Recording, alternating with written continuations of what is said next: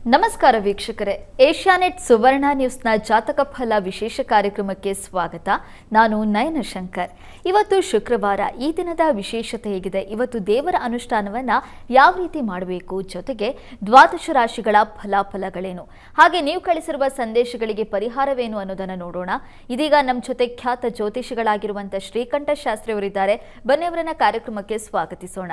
ಶಾಸ್ತ್ರಿಗಳೇ, ಕಾರ್ಯಕ್ರಮಕ್ಕೆ ಸ್ವಾಗತ. ನಮಸ್ಕಾರ ಶಾಸ್ತ್ರಿಗಳೇ, ಇವತ್ತು ಶುಕ್ರವಾರ, ಈ ದಿನದ ವಿಶೇಷತೆ ತಿಳಿಸ್ಕೊಡೋದಾದ್ರೆ? ಶ್ರೀ ಗುರುಭ್ಯೋ ನಮಃ. ಹರಿ ಓಂ. ಮೂರ್ತಿತ್ವೇ ಪರಿಕಲ್ಪಿತ ಶಶಿಭೃತೋ ವರ್ತ್ಮ ಪುನರ್ಜನ್ಮನ ಮಾತ್ಮೇಚಾತ್ಮವಿದಾಂ ಕೃತಶ್ಚೇಜತಾಂ ಭರ್ತ ಅಮರಜ್ಯೋತಿಷಾಂ ಲೋಕಾನಾಂ ಪ್ರಳಯೋದ್ಭವ ಸ್ಥಿತಿ ವಿಭುಶ್ಚಾನೇಕಧಾಯ ಶ್ರಿತೌ ವಾಚನ್ನ ಸತತ ತ್ವನೇಕ ಕಿರಣ ತ್ರೈಲೋಕ್ಯ ದೀಪೋ ರವಿಃ. ಸಮಸ್ತ ವೀಕ್ಷಕರಿಗೆ ಶುಭೋದಯ, ಶುಭ ಬೆಳಗು. ಈ ದಿನದ ಸಂದೇಶಗಳನ್ನು ಪರಿಶೀಲಿಸೋಣ. ತತ್ಪೂರ್ವದಲ್ಲಿ ಇವತ್ತಿನ ಪಂಚಾಂಗವನ್ನು ಗಮನಿಸಿಕೊಳ್ಳೋಣ. ಶ್ರೀ ವಿಶ್ವಾವಸುನಾಮ ಸಂವತ್ಸರ, ದಕ್ಷಿಣಾಯಣ, ಹೇಮಂತ ಋತು, ಪುಷ್ಯಮಾಸ, ಕೃಷ್ಣ ಪಕ್ಷವಾಗಿದೆ. ಈ ದಿವಸ ಶುಕ್ರವಾರವಾಗಿರತಕ್ಕಂಥದ್ದು. ಷಷ್ಠಿ ತಿಥಿ, ಉತ್ತರ ಫಲ್ಗುಣಿ ನಕ್ಷತ್ರ. ಈ ದಿವಸ ಧನುರ್ಮಾಸದ ಶುಕ್ರವಾರದಲ್ಲಿ ಇದ್ದೀವಿ ನಾವು. ಶುಕ್ರವಾರದಲ್ಲಿ ತಮಗೆಲ್ಲ ಗೊತ್ತಿರೋ ಹಾಗೆ ಮಹಾಲಕ್ಷ್ಮಿ ಪ್ರಾರ್ಥನೆ, ಅದು ಭೃಗು ಮಹರ್ಷಿಗಳ ವಂಶದಲ್ಲಿ ಅವಳು ಅವತರಿಸಿದ್ದು. ಹೀಗಾಗಿ ಶುಕ್ರವಾರದಲ್ಲಿ ಅಮ್ಮನವರ ಅದು ಮಹಾಲಕ್ಷ್ಮಿಯ ಪ್ರಾರ್ಥನೆ ಮಾಡಿದ್ರೆ ಆ ಮಹಾಲಕ್ಷ್ಮಿ ಸರ್ವಸಿದ್ಧಿ ಪ್ರದಾತೆ, ಎಲ್ಲವನ್ನು ಕರುಣಿಸ್ತಾಳೆ ಅಂತಕ್ಕಂಥ ಒಂದು ನಂಬಿಕೆ ಇದೆ ನಮಗೆ. ಹೀಗಾಗಿ ಶುಕ್ರವಾರ ಮಹಾಲಕ್ಷ್ಮಿಗೆ ಶ್ರೇಷ್ಠವಾರ ಅಂತ ನಾವಲ್ಲೂ ವರಮಹಾಲಕ್ಷ್ಮಿ ಸಂದರ್ಭದಲ್ಲೂ ಕಾಣ್ತೀವಿ. ಪೌರ್ಣಮಿಗೆ ಮುನ್ನ ಬರ್ತಕ್ಕಂಥ ಶುಕ್ರವಾರದಲ್ಲಿ ಮಹಾಲಕ್ಷ್ಮಿಯ ಪ್ರಾರ್ಥನೆ ಅಂತ. ಅಂತೂ ಶುಕ್ರವಾರ ಮಹಾಲಕ್ಷ್ಮಿಯ ಆರಾಧನೆಗೆ ಸಕಾಲ ಅಂತ. ಮಹಾಲಕ್ಷ್ಮಿಗೆ ಯಾವುದು ಸಮಯ ಅಂತಂದರೆ ಈ ಹೋರೆ. ಈ ಶುಕ್ರವಾರದಲ್ಲಿ ಸೂರ್ಯೋದಯ ಕಾಲದಲ್ಲಿ, ಸೂರ್ಯೋದಯದಿಂದ 1 ಗಂಟೆಗಳ ಕಾಲ ಶುಕ್ರನ ಹೋರೆ ಇರುತ್ತೆ. ಆ ಸಂದರ್ಭದಲ್ಲಿ ಶುಕ್ರನ ಮಹಾಲಕ್ಷ್ಮಿಯ ಆರಾಧನೆ, ಮಹಾಲಕ್ಷ್ಮಿ ಪ್ರೀತ್ಯರ್ಥವಾಗಿ ಮಾಡ್ತಕ್ಕಂಥ ಯಾವುದೇ ಆಚರಣೆ ಆಗಬಹುದು. ಕೇವಲ ಮಹಾಲಕ್ಷ್ಮಿಯ ಪೂಜೆ ಅಂದರೆ ಷೋಡಶೋಪಚಾರ ಪೂಜೆ ಅಷ್ಟೇ ಅಂತಲ್ಲ, ಗೀತೆ, ವಾದ್ಯ, ನೃತ್ಯ ಯಾವ ಬಗೆಯಲ್ಲಾದರೂ ಸರಿ ಆಕೆಯನ್ನು ಸಂತೋಷಗೊಳಿಸ್ತಕ್ಕಂಥದ್ದು ಬಹಳ ಮುಖ್ಯವಾದದ್ದು ಪೂಜೆಯಲ್ಲಿ ನಾವು ಮಾಡ್ತಕ್ಕಂಥ ಕ್ರಮ. ಇದರ ಹೊರತಾಗಿ ಇನ್ನೂ ಒಂದು ಆರಾಧನಾ ಕ್ರಮ ಇದೆ. ಏನು ಅಂದರೆ ಶ್ರೀಚಕ್ರ ಅರ್ಚನೆ ಮಾಡ್ತಕ್ಕಂಥದ್ದು. ಶ್ರೀಚಕ್ರದಲ್ಲಿ ಆ ಮಹಾಲಕ್ಷ್ಮಿ ಅಲ್ಲಿ ಸರ್ವವೂ ಶ್ರೀಚಕ್ರವನ್ನು ನಾವು ಸಾಮಾನ್ಯವಾಗಿ ಲಲಿತಾ ಪರಮೇಶ್ವರಿಯ ಅದರ ಮತ್ತೊಂದು ರೂಪ, ಯಂತ್ರ ರೂಪ. ಅದು ವಸ್ತುತಃ ಒಂದು ಮೂರ್ತಿ ರೂಪ, ಅದನ್ನು ಬಿಂಬ ರೂಪ ಅಂತಲೂ ಕರೀತಾರೆ. ಮತ್ತೊಂದು ಯಂತ್ರ ರೂಪ, ಇನ್ನೊಂದು ಮಂತ್ರ. ಹೀಗೆ ಬೇರೆ ಬೇರೆ ಬೇರೆ ಆರಾಧನೆಗಳಲ್ಲಿ ಹಲವು ಬಗೆಗಳಿದ್ದಾವೆ. ಯಾವ ಬಗೆಯಲ್ಲಾದರೂ ನೀವು ಪೂಜಿಸಬಹುದು. ನಿಮಗೆ ಯಾವುದು ಉಪದೇಶವಾಗಿದೆಯೋ, ಯಾವುದು ನೀವು ಅನುಷ್ಠಾನದಲ್ಲಿ ಇಟ್ಕೊಂಡಿದ್ದೀರೋ ಆ ರೀತಿಯಲ್ಲೆಲ್ಲ ಆರಾಧನೆ ಮಾಡಬಹುದು. ಅಂತೂ ಈ ದಿವಸ ಶ್ರೀಚಕ್ರಕ್ಕೆ ಕುಂಕುಮಾರ್ಚನೆ ಮಾಡೋದ್ರಿಂದ ಬಹಳ ವಿಶಿಷ್ಟವಾದ ಫಲವನ್ನು ಪಡಿಬಹುದು. ಅನೇಕ ಫಲಗಳನ್ನು ಹೇಳಿದೆ. ಫಲಶ್ರುತಿಯಲ್ಲಿ ನೋಡ್ತಾ ಹೋದರೆ ಏನು ಸಿಗಲ್ಲ ಹೇಳಿ, ಆ ರೀತಿಯಲ್ಲೆಲ್ಲ ಇದೆ. ಬಹಳ ಮುಖ್ಯವಾಗಿ ನಮಗೆ ಬೇಕಾಗಿರೋದು ಅರಿವು. ಮಹಾಲಕ್ಷ್ಮಿ ನಮಗೆ ಏನನ್ನು ಕೊಡಬೇಕಪ್ಪ ಅಂದರೆ, ಯಾವುದು ನನ್ನ ಬಳಿ ಇದೆಯೋ ಅದೇ ನನ್ನ ಸಂಪತ್ತು ಅನ್ನುವ ಅರಿವನ್ನು ತಂದು ಕೊಡಬೇಕು ಮುಖ್ಯವಾಗಿ. ಆಗ ನೋಡಿ ನಿಜವಾಗಿ ತೃಪ್ತಿ ಅನ್ನೋದು, ಅದು ತುಷ್ಟಿ ಎಲ್ಲಿಂದ ಬರುತ್ತೆ ಅಂದರೆ ಲಕ್ಷ್ಮಿಯ ವರ. ಹೀಗಾಗಿ ಅದು ಇದೆ, ನನ್ನ ಬಳಿ ಇರತಕ್ಕಂಥದ್ದೇ ಮಹಾಲಕ್ಷ್ಮಿಯ ಮಹಾ ಸಂಪತ್ತು ಅನ್ನೋ ಅರಿವಾದರೆ ನೀವು ಮಾಡಿದ ಎಲ್ಲ ಪೂಜೆಗಳ ಫಲ ಏನಪ್ಪ ಅಂದರೆ ಈ ಅರಿವು. ಹೀಗಾಗಿ ಮಹಾಲಕ್ಷ್ಮಿಯ ಆರಾಧನೆಯಿಂದ ನಮಗಂಥದ್ದೊಂದು ಅರಿವು ಉಂಟಾಗುತ್ತೆ. ತಾದಾತ್ಮ್ಯತೆಯಿಂದ ನೀವು ಮಾಡಿ ಅರ್ಚನೆ ಮಾಡುವಾಗ ನಿಮಗೆ ಆ ಅರ್ಚನೆಯ ಕೊನೆಯಲ್ಲಿ ಸಹಸ್ರನಾಮವನ್ನು ಹೇಳಿ ಆ ಕೊನೆಯ ನಾಮ ಹೇಳುವ ವೇಳೆಗೆ ಯಾವುದು ನನ್ನ ಬಳಿ ಇದೆಯೋ ಅದೇ ನನ್ನ ಬಲ, ಅದೇ ನನ್ನ ವರ, ಅದೇ ನನ್ನ ಸಂಪತ್ತು ಅಂತ ನಿಮಗೆ ಅನಿಸುತ್ತೆ. ಇಂಥ ಬುದ್ಧಿಯ ವಿವೇಕದ ಒಂದು ಬದಲಾವಣೆಯೇ ಮಹಾಲಕ್ಷ್ಮಿಯ ಅನುಗ್ರಹವಾಗಿರುತ್ತೆ. ನಾವು ಯಾವ್ಯಾವುದೋ ರೀತಿಯಲ್ಲಿ ಹೀಗೆ ಮಾಡಬೇಕಿತ್ತು, ನನಗೆ ಸಹಕಾರ ಮಾಡಬೇಕಾಗಿತ್ತು ಅಂತ ಹೀಗೆ ಒಂದು ವಿಲಕ್ಷಣವಾದ ಅಪೇಕ್ಷೆಗಳನ್ನು ಇಟ್ಕೊಳ್ತೀವಿ. ನಾವು ಮರ್ತೋಗ್ಬಿಡ್ತೀವಿ. ನಾನು ಸಂದರ್ಭವನ್ನು ನನ್ನ ಯುಕ್ತಿಯಿಂದ ದಾಟಿಕೊಂಡೆ ಆ ಯುಕ್ತಿಯಲ್ಲಿ ಮಹಾಲಕ್ಷ್ಮಿ ನೆಲೆಸಿದ್ದಾಳೆ ಅನ್ನೋದು ಮರೆತು ಬಿಡ್ತೀವಿ ನಾವು. ಹೀಗಾಗಿ ಎಷ್ಟೋ ಬಾರಿ ನಿಮ್ಮ ಯುಕ್ತಿಯೇ ಮಹಾಲಕ್ಷ್ಮಿಯ ವರವಾಗಿರುತ್ತೆ. ಅದನ್ನು ನೀವು ಅರ್ಥ ಮಾಡ್ಕೊಳ್ಳಿ. ಪೂಜೆ ಮಾಡಿ ಎಲ್ಲ ಕೊನೆ ಸಮಾಪ್ತಿ ಆದಮೇಲೆ ಆ ದಿವಸದಲ್ಲಿ ಯಾವುದೋ ಒಂದು ಅತ್ಯಂತ ಕ್ಲಿಷ್ಟಕರ ವಾತಾವರಣದಿಂದ ನೀವು ದಾಟಿದ್ದೀರಾ ಅಂಥದ್ದೊಂದು ಆಲೋಚನೆ ನಿಮಗೆ ಬಂದಿದೆ ಅಂದರೆ ಅದು ಮಹಾಲಕ್ಷ್ಮಿ ವರ. ಅದನ್ನು ಅರ್ಥ ಮಾಡ್ಕೊಳ್ಳೋಕೆ ಮರಿಬೇಡಿ. ಒಳ್ಳೆಯದಾಗಲಿ. ಖಂಡಿತವಾಗ್ಲೂ ಶಾಸ್ತ್ರಿಗಳೇ, ಯುಕ್ತಿಗಿಂತ ಮಿಗಿಲಾದ ಶಕ್ತಿ ಮತ್ತೊಂದಿಲ್ಲ. ಶಕ್ತಿಯಿಂದ ಗೆಲ್ಲೋದಕ್ಕೆ ಆಗದೇ ಇರೋದನ್ನು ಯುಕ್ತಿಯಿಂದ ಗೆಲ್ಬೋದು ಅಂತ ಹೇಳ್ತಾರೆ ಹಿರಿಯರು. ಆ ಯುಕ್ತಿ ಬರಬೇಕು ಅಂದರೆ ನಾವು ಆ ಮಹಾಲಕ್ಷ್ಮಿಯನ್ನು ಪ್ರಾರ್ಥನೆ ಮಾಡಬೇಕು ಅನ್ನೋದನ್ನು ತಿಳಿಸ್ಕೊಟ್ಟಿದ್ದೀರಾ. ಈಗ ವೀಕ್ಷಕರು ಕೂಡ ಸಾಕಷ್ಟು ಸಂದೇಶ ಕಳಿಸಿದ್ದಾರೆ, ಅದನ್ನು ನೋಡ್ತಾ ಹೋಗೋಣ ಶಾಸ್ತ್ರಿಗಳೇ. ಮೊದಲನೇ ಸಂದೇಶವನ್ನ ಮಂಡ್ಯದಿಂದ ರಕ್ಷಿತ್ ಅವರು ಕಳಿಸಿದ್ದಾರೆ. ರಕ್ಷಿತ್ ಅವರ ಜನ್ಮ ದಿನಾಂಕ 4/1/2015. ಹುಟ್ಟಿದ ಸಮಯ ಬೆಳಗ್ಗೆ 6 ಗಂಟೆ. ಶಿಕ್ಷಣದ ಬಗ್ಗೆ ತಿಳಿಸ್ಕೊಡಿ ಅಂತ ಪ್ರಶ್ನೆ ಕೇಳಿದ್ದಾರೆ ಶಾಸ್ತ್ರಿಗಳೇ. ರಕ್ಷಿತ್ ಅವರ ಪ್ರಶ್ನೆ ಶಿಕ್ಷಣಕ್ಕೆ ಸಂಬಂಧಿಸಿದೆ ಅಲ್ವಾ? ಹೌದು ಶಾಸ್ತ್ರಿಗಳೇ. ಜಾತಕ ನೋಡೋಣ. ನೋಡಿ, ತಮ್ಮ ಜಾತಕವನ್ನು ಪರಿಶೀಲಿಸಿದ್ರೆ ಇದು ಧನು ಲಗ್ನವಾಗಿದೆ. ಲಗ್ನದಿಂದ ಈ ದ್ವಿತೀಯಾಧಿಪತಿ ಶನೈಶ್ಚರ ವ್ಯಯದಲ್ಲಿದ್ದಾನೆ, ಅದು ಶತ್ರುವಿನ ಮನೆಯಲ್ಲಿ. ದ್ವಿತೀಯದಲ್ಲಿ ಕುಜ, ಶುಕ್ರ, ಬುಧ ಇರ್ತಕ್ಕಂಥದ್ದು ಒಳ್ಳೆಯದೇ, ಸಂಶಯ ಇಲ್ಲ. ಆದರೆ ಆಂಜನೇಯನ ಪ್ರಾರ್ಥನೆ, ಸುಬ್ರಹ್ಮಣ್ಯ ಪ್ರಾರ್ಥನೆ ಇವೆರಡೂ ಮಾಡಬೇಕು ಅನ್ನೋದನ್ನು ಸೂಚಿಸ್ತಾ ಇದೆ. ಯಾವ ಅಧಿಪತಿ ಯದ್ಭಾವನಾಥೋ ರಿಪುರಂದ್ರ ರಿಪ್ಪೆ ತದ್ಭಾವನಾಶಂ ಅಂತ ಒಂದು ಮಾತಿದೆ. ಹೀಗಾಗಿ ವಿದ್ಯಾಧಿಪತಿಯಾಗಿರ್ತಕ್ಕಂಥವನು ವ್ಯಯದಲ್ಲಿದ್ದಾಗ, ದುಸ್ಥಾನದಲ್ಲಿದ್ದಾಗ ಆ ಭಾವ ಸ್ವಲ್ಪ ಮಟ್ಟಿಗೆ ಸ್ವಲ್ಪ ಕಷ್ಟ ಕೊಡುತ್ತೆ. ಈ ಕಾರಣದಿಂದ ಈ ವಿದ್ಯೆಗೆ ಆಸಕ್ತಿ ಹೊರಟು ಹೋಗೋದು, ಆಲಸ್ಯ ಬರ್ತಕ್ಕಂಥದ್ದು, ಆಮೇಲೆ ಓದೋಣ ಬಿಡು, ಆಮೇಲೆ ಮಾಡೋಣ ಬಿಡು, ಈ ಥರದ್ದೊಂದು ಆಮೇಲೆ ಬರುತ್ತೆ. ಅದೇ ಒಂದು ಆವರಿಸಿಬಿಟ್ಟಿರುತ್ತೆ. ಹೀಗಾಗಿ ಅದನ್ನು ಬಿಡಿಸ್ಕೊಳ್ಬೇಕು ಅಂದರೆ ಆಂಜನೇಯನ ಆರಾಧನೆ ಮಾಡಬೇಕು. ಹೀಗಾಗಿ ಪ್ರತಿ ಶನಿವಾರ ಆಂಜನೇಯನಿಗೆ ಹೋಗಿ ಒಂದು ಶ್ರದ್ಧೆಯಿಂದ ನಮಸ್ಕಾರ ಹಾಕಿ, ಮಕ್ಕಳು ಮಾಡ್ತಾ ಇಲ್ಲ ಅಂದರೆ ತಂದೆ ತಾಯಿಗಳು ಎಷ್ಟೋ ಬಾರಿ ಹೇಳ್ತಾರೆ ನಾನು ಮಾಡಬಹುದಾ ಅವ್ರ ಪರವಾಗಿ ಅಂತ. ನೀವು ಮಾಡಿಸಿಸ್ಬೇಕು ಅವರ ಬಳಿ, ನೀವು ಮಾಡಿ ಜೊತೆಗೆ ಕರ್ಕೊಂಡು ಹೋಗಬೇಕು, ಇದನ್ನು ಮಾಡು ಅಂತ ಹೇಳಬೇಕು. ನೀವು ಅವ್ರ ಪರವಾಗಿ ಊಟ ಮಾಡೋಕ್ಕಾಗತ್ತಾ? ನೀವು ಅವ್ರ ಪರವಾಗಿ ಉಸಿರಾಡಲಿಕ್ಕಾಗತ್ತಾ? ಹಾಗೆ ಇದು ಅವರು ಮಾಡುವ ಯಾವ ಭಗವತ್ ಕೈಂಕರ್ಯ ಇದೆ, ಕಾರ್ಯ ಇದೆ, ಅದರಿಂದ ಅವರಿಗೆ ಏನು ಆಂಜನೇಯನ ಆರಾಧನೆ ಮಾಡುವ ಮೂಲಕ ಅವರಿಗಿರ್ತಕ್ಕಂಥ ಜಾಡ್ಯ ಅಳಿಸಿ ಹೋಗುತ್ತೆ. ಅದಕ್ಕೆ ಅವರು ಕಾರಣ ಆಗಬೇಕು. ಹೀಗಾಗಿ ಅವರಿಂದ ಮಾಡಿಸಿ ನೀವು ಜೊತೆಗೆ ಹೋಗಿ ಹೀಗೆ ಮಾಡಬಹುದು. ಒಳ್ಳೆಯದಾಗಲಿ.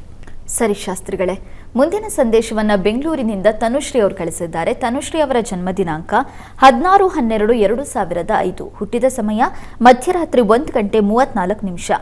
ರಾಶಿ ನಕ್ಷತ್ರ ಗೊತ್ತಿಲ್ಲ, ರಾಶಿ ನಕ್ಷತ್ರವನ್ನು ತಿಳಿಸ್ಕೊಡಿ. ಜೊತೆಗೆ ಶಿಕ್ಷಣ ಹಾಗೆ ಮುಂದೆ ಕೆಲಸ ಯಾವ ರೀತಿ ಆಗಿರುತ್ತೆ ಅದರ ಬಗ್ಗೆ ತಿಳಿಸ್ಕೊಡಿ ಅಂತ ಪ್ರಶ್ನೆ ಕೇಳಿದ್ದಾರೆ ಶಾಸ್ತ್ರಿಗಳೇ. ತನುಶ್ರೀ ಅವರ ಪ್ರಶ್ನೆ, ಅವರಿಗೆ ರಾಶಿ ನಕ್ಷತ್ರ ತಿಳಿಸಬೇಕು ಮತ್ತು ವೃತ್ತಿ ಬಗ್ಗೆ ತಿಳಿಸಬೇಕು, ಮುಂದಿನ ಜೀವನ ಹೇಗಿದೆ ಇತ್ಯಾದಿ ಅಲ್ಲ. ಹೌದು, ಶಿಕ್ಷಣದ ಬಗ್ಗೆ ಜಾತಕ ನೋಡಿ. ಸರಿ ಶಾಸ್ತ್ರಿಗಳೇ. ನೋಡಿ, ತಮ್ಮದು ಕನ್ಯಾ ಲಗ್ನವಾಗಿದೆ. ಲಗ್ನದಿಂದ ನಿಮ್ಮ ಜಾತಕದಲ್ಲಿ ಪಂಚಮಾಧಿಪತಿ ಪಂಚಮ ಸ್ಥಾನದಲ್ಲಿ ಶುಕ್ರ ಇರತಕ್ಕಂಥದ್ದು ಬಹಳ ಒಳ್ಳೆಯದು. ಬುದ್ಧಿಸ್ಥಾನೇ ಶುಭಯುತೆ ತೀವ್ರ ಬುದ್ಧಿಂಬೆ ನಿರ್ದೇಶೇತಂತ. ಇಲ್ಲಿ ಭಾಗ್ಯಾಧಿಪತಿಯಾಗಿರ್ತಕ್ಕಂಥವನು, ಧನಾಧಿಪತಿ, ವಾಗಾಧಿಪತಿಯಾದ ಶುಕ್ರ ಪಂಚಮದಲ್ಲಿರೋ ತುಂಬ ಒಳ್ಳೆಯದು. ಮತ್ತು ನಿಮ್ಮ ಜಾತಕದಲ್ಲಿ ಯಾರು ಪಂಚಮಾಧಿಪತಿಯೋ ಅವನ ದೃಷ್ಟಿಯೂ ಶುಕ್ರನ ಮೇಲಿದೆ. ಇದೆಲ್ಲ ಒಳ್ಳೆಯ ಲಕ್ಷಣ, ಸಂಶಯ ಇಲ್ಲ. ದ್ವಿತೀಯದಲ್ಲಿ ಗುರು ಇರತಕ್ಕಂಥದ್ದು ಇದೆಲ್ಲ ಒಳ್ಳೆಯದು. ನಿಮಗೆ ನೋಡಿ, ಜೂನ್ ನಂತರದಲ್ಲಿ ತುಂಬ ಚೆನ್ನಾಗಿದೆ. ಜೂನ್ ನಂತರ ನಿಮಗೆ ಒಳ್ಳೆಯ ಕೆಲಸ ಅಥವಾ ನೀವು ಬಯಸ್ತಾ ಇದ್ದರೆ ಯಾವ ವಿಶೇಷ ಅಧ್ಯಯನ ಅಂತ ಅಂದ್ಕೊಳ್ತಿರೋ ನಿಮಗೆ ಡಿಸೈನಿಂಗ್ ಫೀಲ್ಡ್ಸ್ ತುಂಬ ಚೆನ್ನಾಗಾಗುತ್ತೆ. ವಸ್ತ್ರ ಅಲಂಕಾರ, ಆಭರಣ ಅಲಂಕಾರ ಹೀಗೆ ಸಂಬಂಧಿಸಿದ ಹಾಗೆ ನೀವು ಅದನ್ನು ಆಯ್ಕೆ ಮಾಡಿಕೊಳ್ಬಹುದು. ಆ ರೀತಿಯಲ್ಲಿ ಪ್ರಯತ್ನ ಪಟ್ಟರೆ ತುಂಬ ಚೆನ್ನಾಗಿದೆ. ಒಂದು ಮನೆ ಗೃಹಾಲಂಕಾರ ಕೂಡ, ಇಂಟೀರಿಯರ್ ಡಿಸೈನಿಂಗ್ ಅಂತಕ್ಕಂಥದ್ದು ಇದೆಯಲ್ಲ, ಅದು ನಿಮಗೆ ಚೆನ್ನಾಗಾಗುತ್ತೆ. ಅಥವಾ ಹೀಗೆ ಇದಕ್ಕೆ ಸಂಬಂಧಿಸಿದ ಎಷ್ಟೋ ಇರುತ್ತೆ. ನಾನು ಯಾವುದೋ 1, 2, 3 ಹೇಳಿರ್ತೀನಿ, ಅದಕ್ಕೆ ರಿಲೇಟೆಡ್ ಆಗಿರ್ತಕ್ಕಂಥ ನೀವು ಹುಡುಕೋಬಹುದು. ಅಂತೂ ಅಲಂಕಾರಕ್ಕೆ ಸಂಬಂಧಿಸಿರ್ತಕ್ಕಂಥದ್ದು ನಿಮಗೆ ಚೆನ್ನಾಗಾಗುತ್ತೆ, ಅದನ್ನು ಸೂಚಿಸ್ತಾ ಇದೆ, ಚೆನ್ನಾಗಿದೆ. ಮುಂದೆ ವಿವಾಹಕ್ಕೆ ಸಂಬಂಧಿಸಿದ ಹಾಗೆ ಒಂದು ಸ್ವಲ್ಪ ತೊಡಕನ್ನು ಸೂಚಿಸ್ತಾ ಇದೆ. ರಾಹು ಶಾಂತಿ ಬೇಕು. ಇದನ್ನು ರಾಹು ಮತ್ತು ಕುಜ ಈ 2 ಗ್ರಹ ಶಾಂತಿ ಬೇಕು. ಇದನ್ನು ಮಾಡಿಸಿ ವಿವಾಹ ಪ್ರಯತ್ನದಲ್ಲಿ ಮುಂದುವರೆದರೆ ಬಹಳ ಒಳ್ಳೆಯದು. ಅದಿನ್ನೂ ತುಂಬ ದೂರ ಇದೆ, ಆದರೆ ಅದು ಬೇಕು ಅನ್ನೋದನ್ನು ಸೂಚಿಸ್ತಾ ಇದೆ. ಅದನ್ನು ಹೇಳ್ತಾ ಇದ್ದೀನಿ ಅಷ್ಟೇ. ಉಳಿದ ಹಾಗೆ ಕೆಲಸ, ಅಧ್ಯಯನವೋ ಮತ್ತೊಂದು ಇದಕ್ಕೆಲ್ಲ ತುಂಬ ಚೆನ್ನಾಗಿದೆ. ಒಳ್ಳೆಯದಾಗಲಿ. ಸರಿ ಶಾಸ್ತ್ರಿಗಳೇ, ಮುಂದಿನ ಸಂದೇಶವನ್ನು ಬೆಂಗಳೂರಿನಿಂದ ಶಿವು ಅವರು ಕಳಿಸಿದ್ದಾರೆ. ಶಿವು ಅವರ ಜನ್ಮ ದಿನಾಂಕ 23/2/1994. ಹುಟ್ಟಿದ ಸಮಯ ಬೆಳಗ್ಗೆ 6 ಗಂಟೆ. ಕೆಲಸ ಸಿಗ್ತಾ ಇಲ್ಲ, ಪರಿಹಾರ ತಿಳಿಸ್ಕೊಡಿ ಅಂತ ಪ್ರಶ್ನೆ ಕೇಳಿದ್ದಾರೆ ಶಾಸ್ತ್ರಿಗಳೇ. ಶಿವ ಅವರ ಪ್ರಶ್ನೆ ಅದು ವೃತ್ತಿ ಸಂಬಂಧಿ ಅಲ್ವಾ? ಹೌದು, ಸಿಗ್ತಾ ಇಲ್ಲ ಪಾಪ ಅಂತ. ಹೌದು ಶಾಸ್ತ್ರಿಗಳೇ. ಜಾತಕ ನೋಡಿ, ತಮ್ಮದು ಮಕರ ಲಗ್ನವಾಗಿದೆ. ಲಗ್ನದಿಂದ ಕರ್ಮಾಧಿಪತಿಯಾಗಿರ್ತಕ್ಕಂಥ ಶುಕ್ರ ನಿಮ್ಮ ಜಾತಕದಲ್ಲಿ ಧನಸ್ಥಾನದಲ್ಲಿ ಇದ್ದಾನೆ. ರವಿ ಜೊತೆಗಿರೋದ್ರಿಂದ ಮೌಢ್ಯತೆ ಇದೆಯಾ ಅಂತಂದರೆ ಮೌಢ್ಯನಾಗಿದ್ದಾನೆ. ಕರ್ಮಾಧಿಪತಿ ಮೌಢ್ಯನಾದರೆ ಸ್ವಲ್ಪ ಮಟ್ಟಿಗೆ ತೊಡಕುಗಳು ಉಂಟಾಗುತ್ತೆ. ಮತ್ತು ವ್ಯಯಾಧಿಪತಿ ಗುರು ಬೇರೆ ಅಲ್ಲಿರ್ತಕ್ಕಂಥದ್ದು. ನಿಮಗೆ ನೋಡಿ, ಮಹಾಲಕ್ಷ್ಮಿ ಸನ್ನಿಧಾನಕ್ಕೆ ನೋಡಿ, ಶುಕ್ರವಾರವೇ ಬಂದಿದೆ ನಿಮ್ಮ ಪ್ರಶ್ನೆ. ಮಹಾಲಕ್ಷ್ಮಿ ಆರಾಧನೆಯನ್ನೇ ಮಾಡಬೇಕು ನೀವು. ಮಹಾಲಕ್ಷ್ಮಿ ಸನ್ನಿಧಾನಕ್ಕೆ ಸ್ವಲ್ಪ ಅವರೆ ಹಾಗೂ ಸ್ವಲ್ಪ ಕಡಲೆಬೇಳೆ ಇವೆರಡನ್ನು ನೀವು ಪ್ರತಿ ಶುಕ್ರವಾರ ಹೀಗೆ 16 ಶುಕ್ರವಾರ ನೀವು ಸಮರ್ಪಣೆ ಮಾಡಿ. ಕೆಲಸದಲ್ಲಿ ಒಂದು ಅನುಕೂಲ. ಪಾಪ ಹೇಳಿದ್ರಲ್ಲ, ಸಿಗ್ತಾ ಇಲ್ಲ ನನಗೆ, ಏನು ಮಾಡಬೇಕು ಅಂತ. ಈ ಆರಾಧನೆ, ಈ ಒಂದು ದಾನದಿಂದ ನಿಮಗೆ ತುಂಬ ಅನುಕೂಲ ಆಗುತ್ತೆ. ಮಾಡಿ, ಒಳ್ಳೆಯದಾಗಲಿ. ಸರಿ ಶಾಸ್ತ್ರಿಗಳೇ, ಮುಂದಿನ ಸಂದೇಶವನ್ನು ಬೆಂಗಳೂರಿನಿಂದ ಸುಚಿತ್ರ ಅವರು ಕಳಿಸಿದ್ದಾರೆ. ಸುಚಿತ್ರ ಅವರ ಜನ್ಮ ದಿನಾಂಕ 7/7/2002. ಹುಟ್ಟಿದ ಸಮಯ ಮಧ್ಯಾಹ್ನ 3:05. ಆರೋಗ್ಯದ ಹೇಗಿದೆ ತಿಳಿಸ್ಕೊಡಿ, ಅದರ ಜೊತೆಗೆ ಸಂತಾನದ ಬಗ್ಗೆ ತಿಳಿಸ್ಕೊಡಿ ಅಂತ ಪ್ರಶ್ನೆ ಕೇಳಿದ್ದಾರೆ ಶಾಸ್ತ್ರಿಗಳೇ. ಸುಚಿತ್ರ ಅವರ ಪ್ರಶ್ನೆ ಆರೋಗ್ಯ ಮತ್ತು ಸಂತಾನಕ್ಕೆ ಸಂಬಂಧಿಸಿದೆ ಅಲ್ವಾ? ಹೌದು ಶಾಸ್ತ್ರಿಗಳೇ. ಅವ್ರ ಯಜಮಾನರು ಜಾತಕ ಕಳಿಸಿಲ್ಲ ಅಲ್ಲ, ಅವರು ಡೀಟೇಲ್ಸ್ ಕಳಿಸಿಲ್ಲ. ಇಲ್ಲ ಶಾಸ್ತ್ರಿಗಳೇ. ನೋಡಿ, ತಮ್ಮ ಜಾತಕವನ್ನು ಪರಿಶೀಲಿಸಿದ್ರೆ ಇದು ತುಲಾ ಲಗ್ನವಾಗಿದೆ. ಲಗ್ನದ ಅಧಿಪತಿ ಶತ್ರು ಕ್ಷೇತ್ರದಲ್ಲಿದ್ದಾನೆ. ಹೀಗಾಗಿ ಸ್ವಲ್ಪ ಆರೋಗ್ಯ ಮತ್ತು ಅಷ್ಟಮದಲ್ಲಿ ಚಂದ್ರ, ರಾಹು, ಶನಿ ಇರ್ತಕ್ಕಂಥದ್ದು ಸ್ವಲ್ಪ ತೊಡಕನ್ನು ಸೂಚಿಸ್ತಾ ಇದೆ. ಆರೋಗ್ಯದ ಕಡೆ ನೀವು ತುಂಬ ಗಮನ ತಗೋಬೇಕು. ಪ್ರಸ್ತುತ ರಾಹು ದಶೆಯಲ್ಲಿ ಈಗ ನಡೀತಾ ಇರತಕ್ಕಂಥದ್ದು ಬುಧನ ಒಂದು ಕಾಲ ನಡೀತಾ ಇದೆ. ಬುಧ ನಿಮ್ಮ ಜಾತಕದಲ್ಲಿ ಭಾಗ್ಯಸ್ಥಾನದಲ್ಲಿ ತನ್ನದೇ ಮನೆಯಲ್ಲಿ ಇರ್ತಕ್ಕಂಥದ್ದು ಬಹಳ ಒಳ್ಳೆಯದು. ಮೌಢ್ಯನಾಗಿಲ್ಲ ಅವನು. ಹೀಗಾಗಿ ಈಗ ಕಾಲ ನಿಮಗೆ ತುಂಬ ಚೆನ್ನಾಗಿದೆ. ಆದರೂ ಆರೋಗ್ಯದ ಕಡೆಗೆ ಸ್ವಲ್ಪ ಗಮನ ತಗೋಬೇಕು. ನೀವು ತಪ್ಪದೇ ದುರ್ಗಾ ಸನ್ನಿಧಾನದಲ್ಲಿ ಪ್ರತಿ ಶುಕ್ರವಾರ ನೀವು ಕೂಡ ದುರ್ಗಾ ಸನ್ನಿಧಾನದಲ್ಲಿ ಶುಕ್ರವಾರ ರುದ್ರಾಭಿಷೇಕ ಮಾಡಿಸ್ತಕ್ಕಂಥದ್ದು ಇದು ತುಂಬ ಒಳ್ಳೆಯದು. ಇದನ್ನು ಮಾಡಿಸಿ ಸ್ವಲ್ಪ ತೀರ್ಥ ಸೇವನೆ ಪ್ರೋಕ್ಷಣೆ ಮಾಡ್ತಾ ಬನ್ನಿ, ತುಂಬ ಅನುಕೂಲ ಆಗುತ್ತೆ. ತಾವು ಸಂತಾನದ ಬಗ್ಗೆ ಕೇಳಿದ್ದೀರಿ, ಅದಕ್ಕೆ ನಿಮ್ಮ ಮನೆಯವರ ಜಾತಕವನ್ನು ನೋಡಬೇಕಾಗತ್ತೆ, ಪರಿಶೀಲಿಸಬೇಕಾಗತ್ತೆ. ಹೀಗಾಗಿ ಅದಕ್ಕೆ ನಾನು ನೀವು ಮತ್ತೊಂದು ಸಲ ಕಳಿಸ್ಕೊಟ್ರೆ ಅದನ್ನು ನೋಡೋಣ. ಆರೋಗ್ಯದ ನಿಮಿತ್ತವಾಗಿ ನೀವು ದಯವಿಟ್ಟು ದುರ್ಗಾ ಸನ್ನಿಧಾನದಲ್ಲಿ ರುದ್ರಾಭಿಷೇಕ ಮಾಡಿಸಿ. ಈಗ ಭಾಗ್ಯಾಧಿಪತಿ ಕಾಲ ನಡೀತಾ ಇದೆ, ಹೀಗಾಗಿ ಆತಂಕ ಪಡುವ ಅವಶ್ಯಕತೆ ಇಲ್ಲ. ಒಳ್ಳೆಯದಾಗ ಶಾಸ್ತ್ರಿಗಳೇ, ಮೇಷರಾಶಿಯಿಂದ ಕನ್ಯಾ ರಾಶಿವರೆಗಿನ ಈ ದಿನದ ಫಲಾಫಲ ತಿಳಿಸ್ಕೊಡೋದಾದರೆ? 12 ರಾಶಿಗಳ ಫಲಾಫಲ ತಿಳಿಯುವ ಮುನ್ನ ಈ ಹೊತ್ತಿನ ಗ್ರಹಸ್ಥಿತಿಯನ್ನು ಗಮನಿಸ್ಕೊಳ್ಳೋದಾದರೆ, ಮಿಥುನ ರಾಶಿಯಲ್ಲಿ ಗುರು ಇರತಕ್ಕಂಥದ್ದು. ಈ ದಿವಸ ಕೇತುವಿನ ಸ್ಥಿತಿಯನ್ನು ಯಥಾ ಪ್ರಕಾರ ಕಾಣ್ತಾ ಇದ್ದೀವಿ. ಅದು ಸಿಂಹರಾಶಿಯಲ್ಲಿ. ಚಂದ್ರ ಇರತಕ್ಕಂಥದ್ದು ಕನ್ಯಾ ರಾಶಿಯಲ್ಲಿ. ಇನ್ನು ಮಾಂದಿ ಉದಿಯಾಗಿದೆ, ಅದು ವೃಶ್ಚಿಕ ರಾಶಿಯಲ್ಲಿ. ಇನ್ನು ರವಿ, ಕುಜ, ಬುಧ ಹಾಗೂ ಶುಕ್ರರನ್ನು ಕಾಣ್ತಾ ಇದ್ದೀವಿ, ಅದು ಧನು ರಾಶಿಯಲ್ಲಿ. ರಾಹು ಮತ್ತು ಶನೈಶ್ಚರರು ಯಥಾ ಪ್ರಕಾರ ಕುಂಭಮೀನಗಳಲ್ಲಿದ್ದಾರೆ. ಹೀಗಿರುವಾಗ 12 ರಾಶಿಗಳ ಫಲಾಫಲ ತಿಳಿತಾ ಹೋಗೋಣ. ಮೊದಲಿಗೆ ಮೇಷರಾಶಿಯವರಿಗೆ ಈ ದಿವಸ ನಿಮಗೆ ಸ್ತ್ರೀಯರಿಗೆ ಸ್ವಲ್ಪ ಮಟ್ಟಿಗಿನ ಸಾಲ, ಸ್ವಲ್ಪ ಶತ್ರುಗಳ ಬಾಧೆ ಇದನ್ನು ಸೂಚಿಸ್ತಾ ಇದೆ. ಹುಷಾರು. ಮತ್ತು ಆರೋಗ್ಯದಲ್ಲಿ ಸ್ವಲ್ಪ ವ್ಯತ್ಯಾಸ ಆಗುವ ಲಕ್ಷಣ ಇದೆ. ದುಃಖ, ಸ್ವಲ್ಪ ಮಟ್ಟಿಗಿನ ವ್ಯಥೆ ಇವುಗಳನ್ನು ಸೂಚಿಸ್ತಾ ಇದೆ. ಹೀಗಾಗಿ ಸ್ವಲ್ಪ ಡಲ್ ಇರುತ್ತೆ ಈ ದಿವಸ. ಆದರೆ ನಿಮಗೆ ಧೈರ್ಯ ಇದೆ. ಗುರು ಹಿರಿಯರ ಸಹಕಾರ, ಅವರ ಒಂದು ಮಾರ್ಗದರ್ಶನ ತುಂಬ ಚೆನ್ನಾಗಿರುತ್ತೆ ಈ ದಿವಸ. ಕೆಲಸದಲ್ಲೂ ಅಷ್ಟೇ ಹಿರಿಯರ ಸಹಕಾರ, ಅವರ ಸಪೋರ್ಟ್ ತುಂಬ ಚೆನ್ನಾಗಿರುತ್ತೆ ಈ ದಿವಸ. ಹೀಗಾಗಿ ಬೇರೆ ತೊಡಕುಗಳಿದಾವಲ್ಲ ಅದನ್ನು ದಾಟ್ತೀರ. ಮುಖ್ಯವಾಗಿ ಈ ದಿವಸ ನೀವು ಪ್ರಾರ್ಥನೆ ಮಾಡಬೇಕಾಗಿರೋದು ಕೃಷ್ಣ ಸನ್ನಿಧಾನದಲ್ಲಿ ತುಳಸಿ ಅರ್ಚನೆ ಮಾಡಿಸಿ. ಇನ್ನು ವೃಷಭ ರಾಶಿಯವರಿಗೆ ಕುಟುಂಬ ಸೌಖ್ಯ ಚೆನ್ನಾಗಿದೆ. ಹಣದ ಬಲ ತುಂಬ ಚೆನ್ನಾಗಿರುತ್ತೆ. ವಿದ್ಯಾರ್ಥಿಗಳಿಗೆ ತುಂಬ ಚೆನ್ನಾಗಿರುತ್ತೆ ಈ ದಿವಸ. ಸಹಕಾರ, ಇನ್ನೇನೋ ಒಂದು ರೀತಿಯ ಒಂದು ಉಪಕಾರ, ಈ ರೀತಿಯಲ್ಲಿ ನಿಮಗೆ ಅನುಕೂಲದ ವಾತಾವರಣ ಇದೆ. ಈ ದಿವಸ ಸಂಗಾತಿಯಲ್ಲಿ ಸ್ವಲ್ಪ ಭಿನ್ನಾಭಿಪ್ರಾಯ, ಅವರ ಮಾತುಗಳಿಂದಾಗಿ ನಷ್ಟ ಅಥವಾ ಅವರ ವರ್ತನೆ ನಿಮಗೆ ಏನೋ ಒಂದು ರೀತಿಯ ಕಿರಿಕಿರಿ ಈ ರೀತಿಯಲ್ಲಿ ಆಗೋ ಸಾಧ್ಯತೆ ಇರುತ್ತದೆ. ಇದಕ್ಕೆ ಸುಬ್ರಹ್ಮಣ್ಯ ಸನ್ನಿಧಾನದಲ್ಲಿ ಒಂದು ಪಂಚಾಮೃತ ಸೇವೆ ಮಾಡಿಸಿ. ಇಬ್ಬರ ಹೆಸರಿನಲ್ಲೂ ಇಬ್ಬರು ಪ್ರಸಾದ ತೆಗೆದುಕೊಳ್ಳಿ, ಒಳ್ಳೆಯದಾಗುತ್ತೆ. ಇನ್ನು ಕೆಲಸ ಕಾರ್ಯಗಳಲ್ಲೆಲ್ಲ ಅನುಕೂಲ ಇದೆ, ಯೋಚನೆ ಮಾಡಬೇಡಿ. ಇನ್ನು ಮಿಥುನ ರಾಶಿಯವರಿಗೆ ದಿವಸ ಕೆಲಸ ಕಾರ್ಯಗಳಲ್ಲಿ ತುಂಬ ಚೆನ್ನಾಗಿದೆ. ವಿಶೇಷ ಅನುಕೂಲ, ಹಿರಿಯರ ಸಹಕಾರ ಸಿಗ್ತಕ್ಕಂಥ ಸಾಧ್ಯತೆ ಸೂಚಿಸ್ತಾ ಇದೆ. ಸ್ನೇಹಿತರು, ಬಂಧುಗಳಿಂದ ಹೆಚ್ಚಿನ ಅನುಕೂಲ. ವಾತಾವರಣ ತುಂಬ ಚೆನ್ನಾಗಿರುತ್ತೆ. ಹಳ್ಳಿಗಳಲ್ಲಿ ಸಾಮರಸ್ಯದ ಬಾಳ್ವೆ, ಬದುಕು ಚೆನ್ನಾಗಿರುತ್ತೆ ಈ ದಿವಸ. ಈಗ ಸ್ವಲ್ಪ ತೊಂದರೆ ಅಂದರೆ ಸ್ವಲ್ಪ ಆರೋಗ್ಯಕ್ಕೆ ಸ್ವಲ್ಪ ಏರುಪೇರಾಗಬಹುದು. ಸಣ್ಣ ಪ್ರಮಾಣದಲ್ಲಿ ಆತಂಕ ಬೇಡ. ನರಸಿಂಹ ಪ್ರಾರ್ಥನೆ ಮಾಡಿಕೊಂಡ್ರೆ ಬಹಳ ಒಳ್ಳೆಯದು. ಇನ್ನು ಕರ್ಕಟಕ ರಾಶಿಯವರಿಗೆ ದಿವಸ ಸ್ವಲ್ಪ ಧೈರ್ಯದ ದಿವಸ, ಧೈರ್ಯ ಸಾಹಸಗಳ ದಿನ. ಹೆಣ್ಣುಮಕ್ಕಳಿಗೆ ಒಂದು ಒಳ್ಳೆಯ ಉಪದೇಶ, ಒಳ್ಳೆಯ ಮಾರ್ಗದರ್ಶನ ಸಿಗ್ತಕ್ಕಂಥದ್ದು.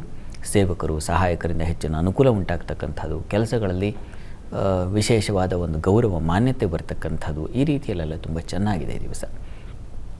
ಸ್ವಲ್ಪ ಉದರ ಬಾಧೆ ಸೂಚಿಸ್ತಾ ಇದೆ, ಹುಷಾರು.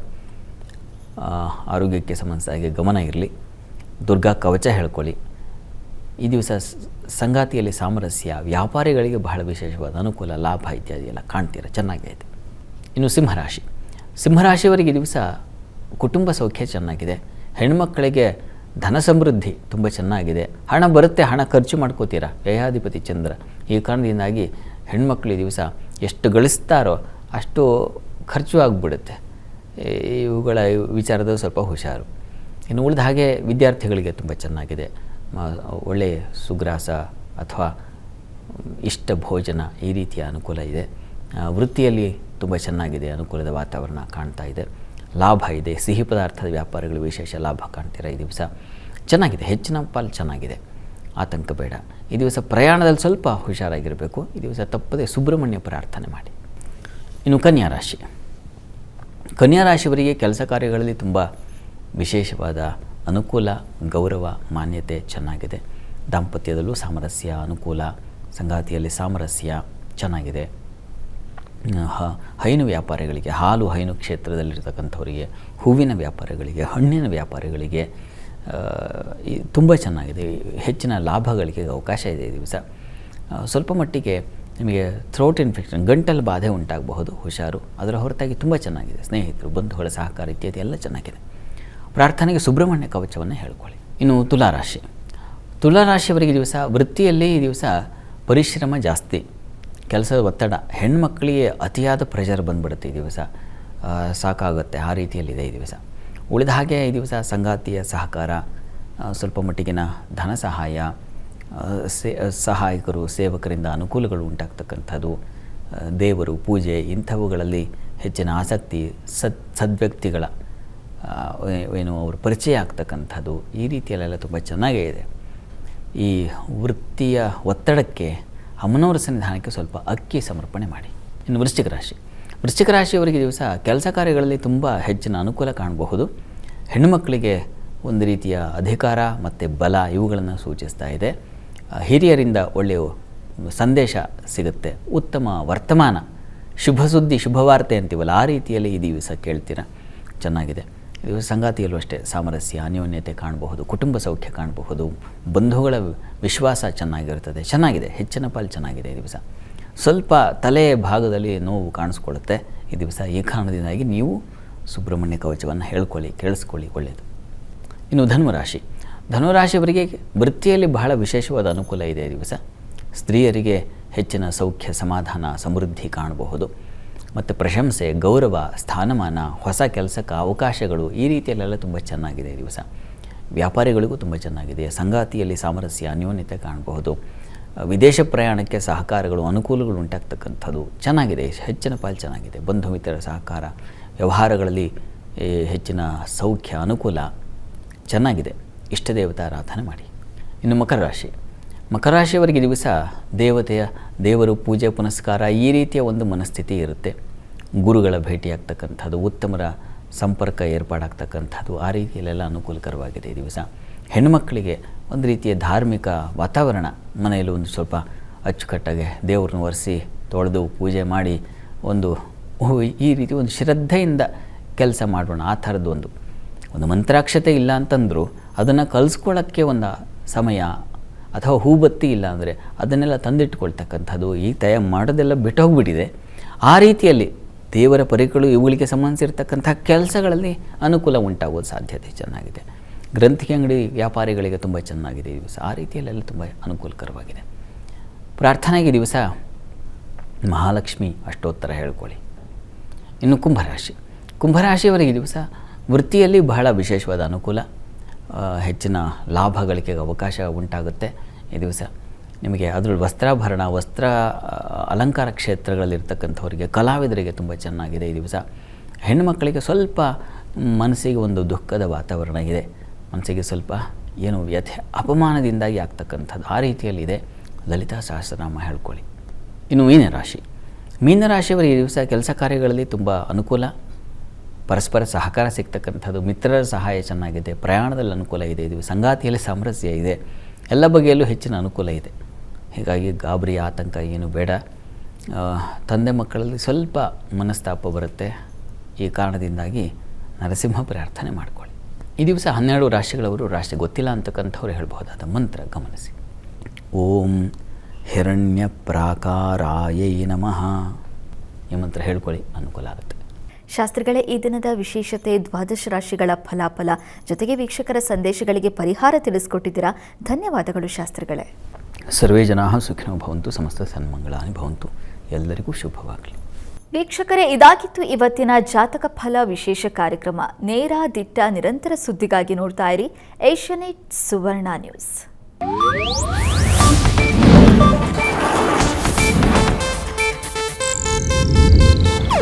ಇದು ಏಷ್ಯಾನೆಟ್ ನ್ಯೂಸ್ ನೆಟ್ವರ್ಕ್ ಪ್ರಸ್ತುತಿ.